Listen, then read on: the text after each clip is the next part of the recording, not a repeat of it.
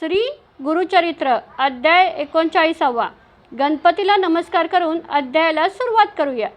सिद्धयोगी नामधारकाला म्हणतात की, हे नामधारका, पुढे जी एक अपूर्व आणि आश्चर्यकारक जी गोष्ट घडली ना ती ऐक. एक 60 वर्षांच्या वांझ ज्या स्त्रीला मूलबाळ होत नाही अशा स्त्रीला पुत्रप्राप्ती झाली. ती कथा तू लक्ष देऊन ऐक. आपस्तंभ शाखेचा आणि शौनस गोत्राचा एक ब्राह्मण गांगनापुरात राहत होता. त्याचं नाव सोमनाथ होतं. त्याच्या पत्नीचं नाव गंगा होतं. ती अत्यंत पतिव्रता आणि स्त्रियांमध्ये श्रेष्ठ होती. ती स्वतः सर्व वेदशास्त्रांचे व आचारांचे काटेकोरपणे पालन करत होती. तिचे वय 60 वर्षांचे झालं होतं, तरीही तिच्या पोटी संतान नव्हतं. त्यामुळे गांगनापुरात सर्वजण तिला वांझ म्हणून ओळखत होतं. ती स्त्री नेहमी अत्यंत भक्तिभावाने आपल्या पतीची सेवा करायची. तिचा नियम खूप पक्का होता आणि ती रोज नित्य नियमाने श्रीगुरूंच्या दर्शनाला येत होती. ती बरेच दिवस याच नियमाने गुरुसेवा करत राहिली. तिची ही भक्ती पाहून श्री गुरु मुनी तिच्यावर अत्यंत प्रसन्न झाले आणि त्यांनी एक दिवस त्या ब्राह्मण स्त्रीला हसून विचारलं. श्री गुरु तिला म्हणाले, तू रोज एवढ्या भक्तीने आणि वेगवेगळ्या प्रकारची आरती घेऊन येतेस. तुझ्या मनात नक्की काय इच्छा आहे? तुझ्या मनातील जी काही इच्छा असेल ती मला स्पष्टपणे सांग. नारायण आणि भगवान शिव यांच्या कृपेने व गुरूंच्या आशीर्वादाने ती नक्कीच पूर्ण होईल. श्री गुरूंचे हे प्रेमळ शब्द ऐकून त्या स्त्रीने त्यांना साष्टांग नमस्कार केला आणि हात जोडून म्हणाली, हे महाराज, मी निपुत्रिक आहे आणि यामुळे समाजात माझी खूप निंदा होते. माझी 60 वर्ष तर सहज निघून गेली. आता मला हा जन्म पुरेसा वाटतोय. मला आता असा आशीर्वाद द्या की माझा पुढचा जन्म तरी उत्तम जाईल. पुढच्या जन्मात तरी मी पुत्रवंती व्हावी आणि माझं अंतःकरण तृप्त व्हावं असा वर मला द्यावा, अशी विनंती तिने त्यावेळी केली. तिचे हे बोलणे ऐकून श्रीगुरू हसले आणि म्हणाले, पुढचा जन्म कोणी पाहिलाय? आणि पुढच्या जन्मात तुला या गोष्टीचं स्मरण तरी कसं राहणार? तू जी रोज भक्तिभावाने माझ्या आरत्याने सेवा करतेस त्याने मी अत्यंत संतुष्ट झालो आहे. तुला या जन्मातच कन्या आणि पुत्र होईल. श्रीगुरूंनी तिला खात्री दिली की याच जन्मात तुला उत्तम लक्षणांची युक्त अशी कन्या आणि पुत्र नक्की होईल. हा माझा निश्चय समज. श्रीगुरूंचे हे शब्द ऐकून तिने त्यांच्या शब्दावर विश्वास ठेवून आपल्या पदराला गाठ मारली आणि हात जोडून म्हणाली, हे कृपा सिंधू स्वामी, माझं ऐका. माझ्या जन्माच्या 60 वर्ष झाली आहेत. आता मला विटाळ देखील येत नाही. अशा स्थितीत मला मुलं कशी काय होऊ शकतात? मुले होतील या आशेने आणि विश्वासाने मी खूप काळ पिंपळाच्या वृक्षाची सेवा केली.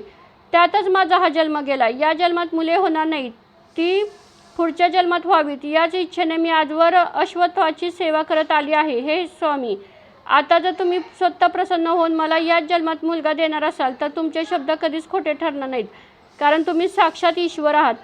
स्वामींनी मला वर दिला आहे, हाच माझ्या मनाचा पक्का निर्धार आहे. गुरुमाऊली माझ्याशी थट्टा करणार नाहीत म्हणून मी ही शकुनाची गाठ बांधली आहे.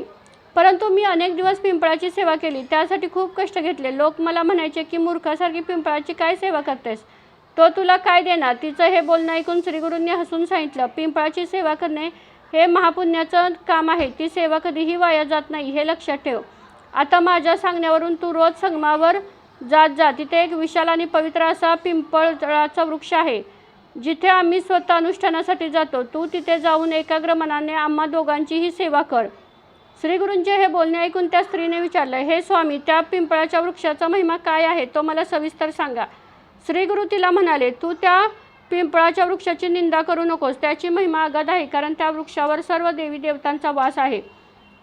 पिंपळाच्या वृक्षाचा महिमा ब्रह्मांड पुराणात वर्णन केला आहे, जो स्वतः ब्रह्मदेवाने नारद मुनींना सविस्तर सांगितला आहे. ब्रह्मदेवाने नारदांना सांगितलं की पिंपळाच्या मुळामध्ये स्वतः ब्रह्मदेव राहतात, मध्यभागात विष्णू आणि अग्रभागात शेंड्यात साक्षात भगवान शिव वास करत असतात. त्यांच्या फांद्या आणि पानांवरही देवांचे अधिष्ठान आहे. दक्षिण फांदीवर शिव, पश्चिम फांदीवर निर्गुण विष्णू आणि उत्तर फांदीवर स्वतः ब्रह्मदेव राहतात. पूर्व फांदीवर इंद्रादी सर्व देव राहतात. सूर्यदेव आणि सर्व शास्त्रे दिवस रात्र तिथे वास करत असतात. गायी, ब्राह्मण, सर्व ऋषी मुनी, वेद आणि यज्ञ हे सर्व त्या वृक्षांच्या मुळातील लहान कोंबामध्ये नेहमी वास करून असतात. नारद मुनींनी ब्रह्मदेवांना विचारलं की, हे मुनिवरा, या वृक्षाच्या सेवेचे व्रत आणि त्याचे विधी कसे आहेत ते मला सविस्तर सांग. आषाढ, पौष आणि चैत्र या महिन्यात, तसेच गुरु किंवा शुक्र तारा असताना किंवा चंद्रबळ नसताना या व्रताचा प्रारंभ करू नये. या महिन्याच्या व्यतिरिक्त इतर चांगल्या महिन्यात शुभ दिवस पाहून स्वतः उपवास करून आणि पवित्र होऊन त्या व्रताची सुरुवात करावी. रविवारी आणि मंगळवारी या दिवशी पिंपळाच्या झाडाला हात लावू नये. तसेच शुक्रवारी आणि संक्रांतीच्या दिवशी त्याचा स्पर्श टाळावा. संध्याकाळच्या वेळी रात्री रिक्ता तिथीला व्यतिपात योगावर, दुर्नील किंवा वैद्युती योगात आणि दुपारनंतर पिंपळाला स्पर्श करू नये. पवित्र स्नान करून स्वच्छ वस्त्रे परिधान करून गंगा यमुनेसारख्या पवित्र पाणी कलशात भरून ते त्या वृक्षाजवळ आणून ठेवावे. त्या कलशाची पूजा करावी, पुण्य हवाचन करावे आणि विधीनुसार मनात संकल्प करून आपल्या इच्छेचा उच्चार करावा. त्यानंतर तो कलश घेऊन 7 वेळा पवित्र पाणी आणून मंत्रपठण करत त्या अश्वत्थ वृक्षाला अभिषेक घालावा. स्वतः पुन्हा स्नान करून पुरुष सूक्ताचे मंत्र म्हणत त्या वृक्षाची 16 उपचारांनी पूजा करावी. हे त्रिमूर्तींचे स्थान आहे, तिथे शिव आणि शक्तीचा वास आहे असं समजून सर्व देवतांना आवाहन करून त्यांची पूजा करावी. त्या झाडाला वस्त्र किंवा सूत गुंडाळून आणि पुन्हा एकदा मनात संकल्प करून प्रदक्षिणा घालायला सुरुवात करावी. प्रदक्षिणा घालताना गती अतिशय संत असावी. एखादी गरोदर स्त्री किंवा डोक्यावर पाण्याचा घडा घेतलेली स्त्री जशी हळूहळू चालते तशा अत्यंत शांत व मंद गतीने प्रदक्षिणा घालाव्या. अशा प्रकारे प्रदक्षिणा घातल्यानंतर प्रत्येक पावलावर अश्वमेध यज्ञाचे पुण्य मिळते. प्रदक्षिणा पूर्ण झाल्यावर वृक्षाला आदराने नमस्कार करावा. या सेवेमुळे जन्म, मृत्यू, वृद्धत्व आणि रोगांचे भय नष्ट होते. संसारातील भीती दूर होते आणि कोणताही ग्रहदोष बाधू शकत नाहीत. यासाठी 1000 प्रदक्षिणा घालाव्या. ज्याला पुत्राची इच्छा असेल त्याला नक्कीच फलप्राप्ती होते. फक्त हे व्रत मन, वचन आणि शरीर पूर्ण एकाग्रतेने केलं पाहिजे. शनिवारी पिंपळाच्या झाडाला स्पर्श करून महामृत्युंजय मंत्राचा जप करावा. यामुळे मनुष्य अकाली येणाऱ्या मृत्यूवर विजय मिळवतो. त्याला अपमृत्यूची भीती वाटत नाही, तो दीर्घायुष्य होतो आणि त्याला शनीच्या ग्रहांची पीडा होत नाही. म्हणून पिंपळाच्या वृक्षाची अशी प्रार्थना करावी. पिंपळाच्या झाडाखाली बसून एकदा जरी मंत्राचा जप केला तरी त्याचं फळ वेदांचे पठण केल्यासारखे अनेक पटींनी मिळतं.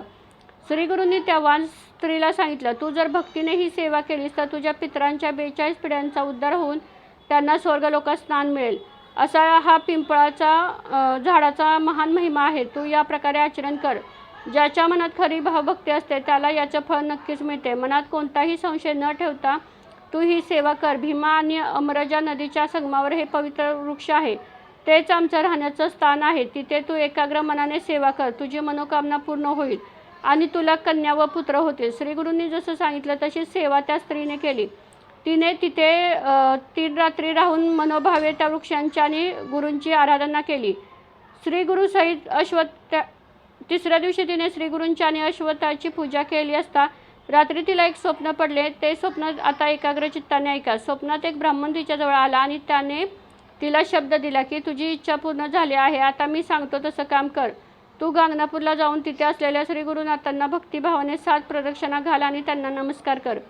ते तुला जो काही प्रसाद देतील तो तू लगेच ग्रहण कर. मनात पक्का निश्चय ठेवून तू तातडीने जा असं त्या ब्राह्मणाने स्वप्नात सांगितलं. असं सुंदर स्वप्न पाहून ती जागी झाली. पिंपळाच्या हा कल्पवृक्षासारखा आहे. तिथे इच्छिलेले फळ लगेच मिळते याची तिला प्रचिती आली. सेवा पूर्ण करून ती स्त्री आनंदाने श्रीगुरूंकडे आली. तिने त्यांना प्रदक्षिणा घातल्या आणि आनंदाने त्यांच्या चरणी नमन केलं. श्रीगुरूंनी हसून तिला प्रसादाची 2 फळं दिली आणि म्हणाले, आनंदाने हा प्रसाद खा. तुझी इच्छा आता पूर्ण झाली आहे. तू आता त्वरित भोजन कर. तुझी इच्छा नक्कीच खरी ठरेल. मी तुला कन्या आणि पुत्र असे दोन्ही संतती दिली आहे. तिने 3 दिवस मौन पाळलं आणि त्यानंतर तिने भोजन केलं. त्याच दिवशी सूर्यास्ताच्या वेळी तिला मासिक पाळी आली. त्या स्त्रीने 3 रात्री नियमांचं पालन केलं. पांढरे वस्त्र नेसून ती कोणाकडेही न पाहता राहिली. 3 दिवसानंतर शुद्ध स्नान करून ती आनंदाने पुन्हा श्रीगुरूंच्या दर्शनाला आली. आपल्या पतीसह येऊन तिने एकाग्र मनाने श्रीगुरूंची पूजा केली. तेव्हा श्रीगुरूंनी तिला समाधानाने आशीर्वाद दिला, तुम्ही पुत्रवंती व्हा. श्रीगुरूंना वंदन करून ती आपल्या घरी परतली. 5व्या दिवशी ऋतुप्राप्ती झाल्यामुळे तिला प्रथम कन्या झाली.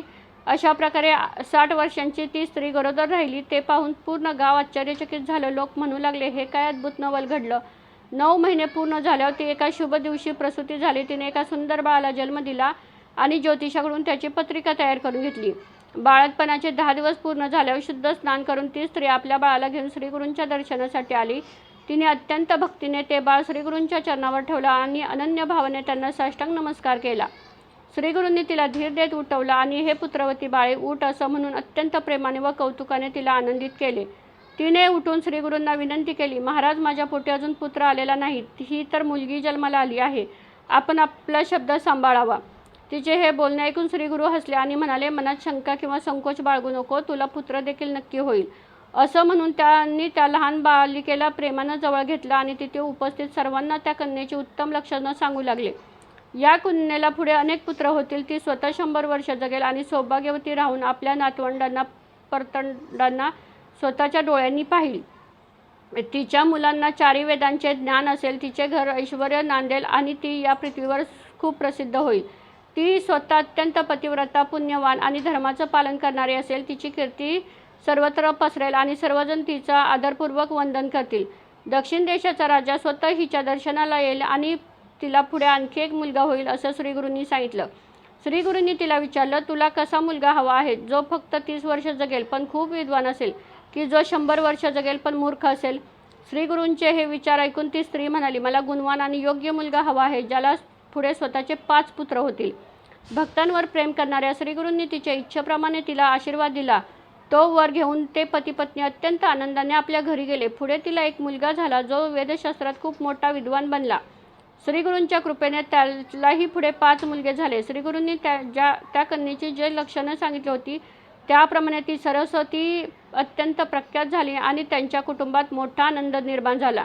या प्रकारे श्री गुरुचरित्र रूपी अमृतांत परमकथांच्या कल्पवृक्षात श्री नरसिंह सरस्वती यांच्या श्री गुरुचरित्र 39वा अध्याय येथे पूर्ण झालेला आहे. हा अध्याय श्री दत्तात्रयांच्या चरणी अर्पण असो. श्री गुरुदेव दत्त.